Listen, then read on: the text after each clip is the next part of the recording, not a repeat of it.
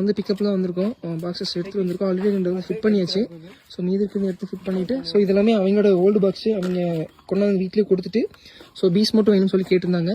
So already எல்லாம் fix பண்ணியிருக்கோம், மீதி மட்டும் அங்கே இருக்குது. ஸோ இப்போ வந்து அந்த காஃபி தோட்டத்துக்கு வந்து பாலினேஷனுக்காக ஹனிபி பாக்ஸ் வந்து ஃபிட் பண்ண போயிட்டுருக்கோம். ஸோ உங்களுக்கும் இந்த மாதிரி வந்துட்டு கொல்லிமலையில் இருக்கட்டும், இல்லை எங்கேயா இருந்தாலுமே இந்த மாதிரி பாக்கு தோட்டம், அப்புறம் வந்து இந்த ஏலக்காய் தோட்டம், காஃபி தோட்டம், இந்த மாதிரி இதுக்கு வந்துட்டு பாலினேஷனுக்கு வந்து ஹனிபீஸ் வந்து ஹனிபி பாக்ஸோட வேணும் அப்படின்னா கான்டாக்ட் பண்ணுங்கள். டிஸ்பிளே நம்பர் வரும். ஸோ தேனிப்பேட்டை வந்து நீங்கள் இங்கே இருந்தால் நம்ம வந்து டெலிவரி கொடுத்துட்ருக்கோம். ஸோ தேனிப்பேட்டை வந்து நம்ம இந்த அடர்ந்த காட்டுக்குள்ளே தான், இந்த காஃபி தோட்டத்தில் தான் நம்ம இன்ஸ்டால் பண்ண போகிறோம். தூரமாக பள்ளம் மேடு காடெல்லாம் தாண்டி காஃபி தோட்டத்துக்குள்ள வந்து போயிட்டுருக்கோம்.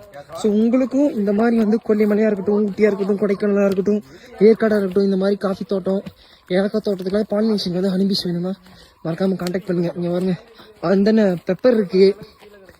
ஸோ நாங்களும் எவ்வளோ பள்ளம் மேடு காடெல்லாம் தாண்டி போய்கிட்டே இருக்கோம், டோரா பூஜி வர மாதிரி.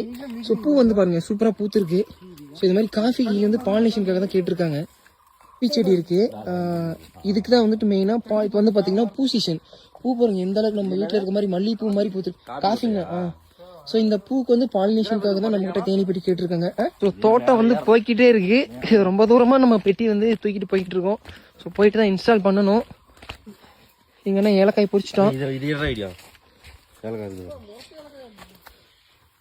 இதுலயே காஞ்சிருமாடா ஏலக்கா? ஆமாங்கண்ணே, பொறிக்கு இப்படி தாங்க பொறிப்பாங்க. பாருங்கடா, இப்படிதான் பொறிக்கிறது. இப்போ மனம் சரியான மனங்கண்ணா.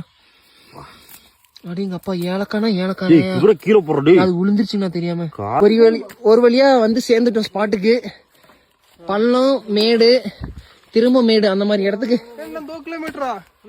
பெட்டி வந்து பாத்தீங்கன்னா நம்ம இன்ஸ்டால் பண்ணியாச்சு. ஸோ அங்கே ஒரு பெட்டி, அங்கே ஒரு பெட்டி, அப்புறம் இங்கே ஒரு பெட்டி இருக்கு. ஸோ அங்கே வந்து இன்ஸ்டால் பண்ணிட்டு இருக்கோம்.